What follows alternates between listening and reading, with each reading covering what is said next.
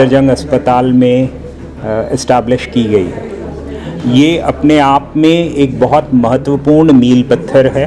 तो इस सुविधा से हम न केवल इवन नवजात शिशु जो न्यूबॉर्न चिल्ड्रन हैं, बल्कि जो प्री मैच्योर चिल्ड्रन हैं उनकी भी एंडोस्कोपी करने की क्षमता रखते हैं। एंडोस्कोपी के द्वारा डायग्नोसिस की और उनकी इलाज करने की थेरेप्यूटिक्स की टाइप है।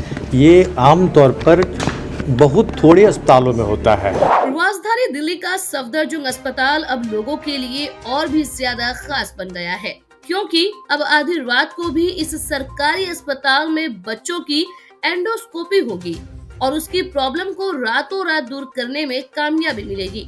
महत्वपूर्ण उपलब्धि हासिल करते हुए आज इस वर्धमान महावीर मेडिकल कॉलेज और सफदरजंग अस्पताल में एक अत्याधुनिक पीडियाट्रिक एंडोस्कोपी सूट और 10 बिस्तर वाले डे केयर विभाग का उद्घाटन किया गया है।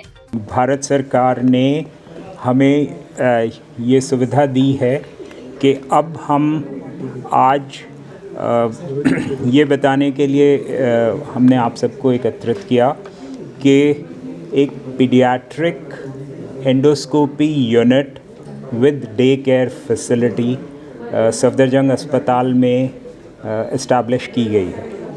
ये अपने आप में एक बहुत महत्वपूर्ण मील पत्थर है, क्योंकि ये सुविधा डायग्नोस्टिक और थेराप्यूटिक यानी नैदानिक सुविधा और उसके इलाज करने की सुविधा दोनों एक जगह पे ये भारत सरकार में पहली बार प्रदान की गई है, विशेष रूप से उन बच्चों के लिए जो बहुत ही छोटे हैं। अब तक हम एडल्ट एंडोस्कोपी यूनिट में कुछ समय दिया करते थे पीडियाट्रिक एंडोस्कोपी के लिए, जिसमें भी एक हमारी लिमिटेशन थी कि केवल 10 किलो तक के बच्चे उनका ही हम लोग जांच कर पाते थे। तो इस सुविधा से हम न केवल इवन नवजात शिशु जो न्यूबॉर्न चिल्ड्रन हैं, बल्कि जो प्री मैच्योर चिल्ड्रन हैं उनकी भी एंडोस्कोपी करने की क्षमता रखते हैं।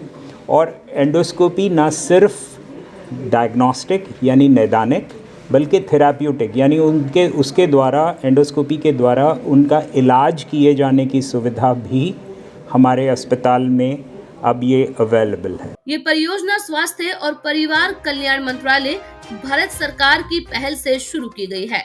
इस पीडियाट्रिक एंडोस्कोपी सूट का उद्देश्य बच्चों को पीडियाट्रिक गैस्ट्रोएंटेरोलॉजी, हेपेटोलॉजी बीमारियों के लिए नैदानिक और चिकित्सीय एंडोस्कोपी सेवाएं प्रदान करना है। इस सूट में एक प्रशिक्षित और समर्पित टीम द्वारा सेवाएं प्रदान की जाती है। ये या तो निःशुल्क या बहुत कम लागत पर उपलब्ध होती है।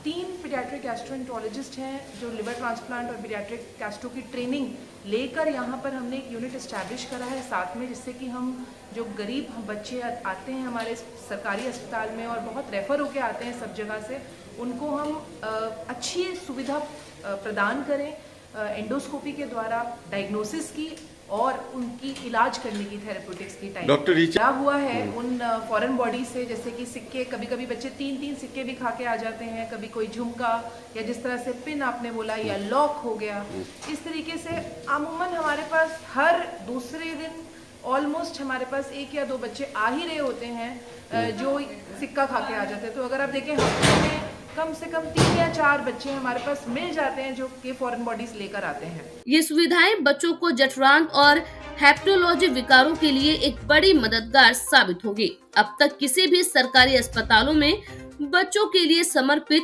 एंडोस्कोपी सुविधा उपलब्ध नहीं थी। पहले बच्चों की एंडोस्कोपी एडल्ट एंडोस्कोपी की तरह ही की जाती थी।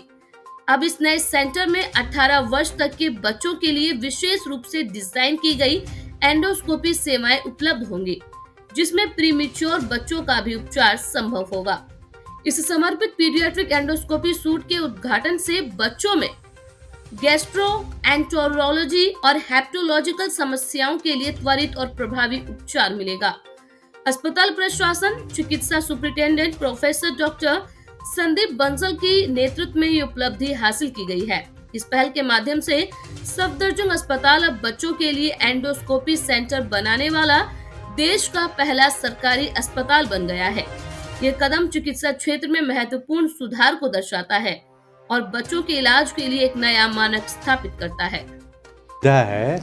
ये आमतौर पर बहुत थोड़े अस्पतालों में होता है और वो भी जो सुविधाएं हैं वो मेडिसिन डिपार्टमेंट के सहयोग से मिलता है। और उसमें सर ने जैसे बताया छोटे बच्चों के लिए नहीं हो पाता है, उनके लिए थोड़ा सा बड़ा होना 1 साल के ऊपर ही हो पाता है। क्योंकि हमारे पास एक super specialised young faculty doctor Shyam Sundar Meena DM करके आ गए और 2 और फैकल्टी जो है हमारे एसोसिएट प्रोफेसर डॉक्टर राजेश और ऋचा आ गए। एक बहुत स्ट्रॉन्ग टीम बनी और इन लोगों ने रात दिन मेहनत किया और सर की मिनिस्ट्री की ब्लेसिंग और हमें उस सपोर्ट मिल पाया जिससे कि इस तरह की चीज़ हम कर पाए।